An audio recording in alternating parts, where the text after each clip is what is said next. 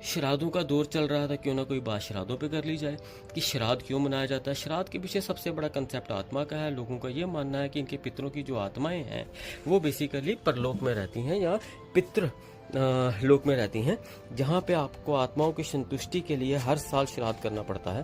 लेकिन वैज्ञानिक दृष्टिकोण से बात करें तो विज्ञान जो है वो आत्मा को नहीं मानता। खैर अभी हम विज्ञान को साइड पर रख दें और सिंपल सी बात करें, आप लोग आत्मा को मानते हैं, आत्मा की तृप्ति के लिए बात करते हैं। लेकिन आपके मुताबिक मनुस्मृति कहती है कि आत्मा पितृलोक में रहती है, लेकिन गीता कहती है कि आत्मा सिर्फ कपड़े बदलती है। जब ये शरीर बूढ़ा हो जाता है तो आत्मा इस शरीर से दूसरे शरीर में ट्रांसफॉर्म हो जाती है। अब यहाँ तक ये बात कॉन्ट्राडिक्टरी आ गई, आत्मा कपड़े बदलती है या नहीं बदलती, या रहती है या नहीं रहती। लेकिन सवाल ये है कि मनुस्मृति क्या कहती है। ये किताब में आप देख सकते हैं, मनुस्मृति कहती है कि मनुस्मृति का अध्याय 3 श्लोक नंबर 267 से लेकर 272 तक में लिखा है कि अगर आप तिल, दाने, जौ, उड़, जड़, मूल, फल ब्राह्मण को विधि पूर्वक पितृ अगर दें तो उससे साल भर वो तृप्त रहते हैं। मछली के मांस से 2 माह तक रहते हैं, तृप्त हिरण के मांस से 3 माह तक, मेढ़ा के मांस से 4 माह तक, पक्षियों के मांस से 6 माह तक, मुर्गे के मांस से 9 माह तक और रूरू मृग के मांस से 8 माह तक। इसी तरह से खरगोश, मछली, गैंडा, खरगोश, इनके मांस से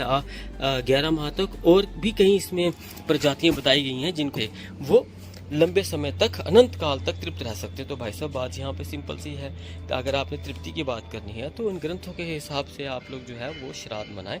ये ड्रामा बंद कर दें कि हम शराब नहीं पीते हैं श्राद्धों में या हम मांस नहीं खाते। ठीक है, अगर आप में से किसी को जरा सा भी इस बात पे संदेह है तो आप मुझे मैसेंजर में मैसेज भेज सकते हैं, मैं आपको इसका स्क्रीनशॉट भेजूंगा। अदरवाइज श्लोक नंबर वहाँ पे दे दिया गया, आप गूगल में सर्च कर सकते हैं। शुक्रिया। हर साल श्राद्ध मनाते हैं ना तो पंडित बहुत खुश होता है, क्योंकि उसको ऐसा लगता है कि यार जितनी दुनिया श्राद्ध मना रही है उससे अभी तक इस बात का पता ही नहीं चला कि ये एक षड्यंत्र था जिसमें उसने अपने खाने पीने की व्यवस्था की थी। हर साल आपके श्राद्ध मनाने से वो उनको ये चेक है कि आप आज भी उतने ही मानसिक गुलाम है जितने आज से पत्थर युग में आप थे।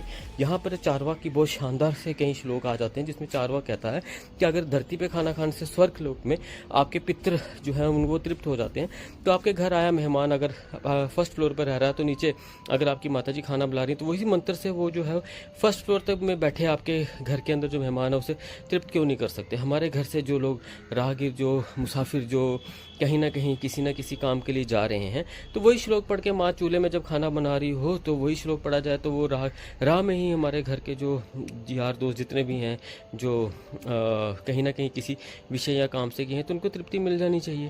खैर ये सब बातें तो हैं, वैज्ञानिक दृष्टिकोण के साथ आपकी शायद कमी बनती है, लेकिन बात करना और बात को आप तक पहुंचाना मेरी जिम्मेदारी थी, इसलिए मैंने ये बात आप तक पहुंचाई। दूसरी बात यह है, यहाँ पे मेडिकल साइंस के लिए भी एक बहुत बड़ा स्कोप है। मेडिकल साइंस ये देख सकती है कि ऐसा कौन सा यंत्र जो ब्राह्मण के पेट में लगा जो खाने को ट्रांसमिट करता है, मतलब और वो यंत्र सिर्फ ब्राह्मण के ही पेट में, और वो ट्रांसमीटर के साथ ब्राह्मण पैदा होता है जिसमें मतलब खाना वो खाएगा और पहुंचेगा आपके पितरों को जो स्वर्ग में रहते हैं, है ना।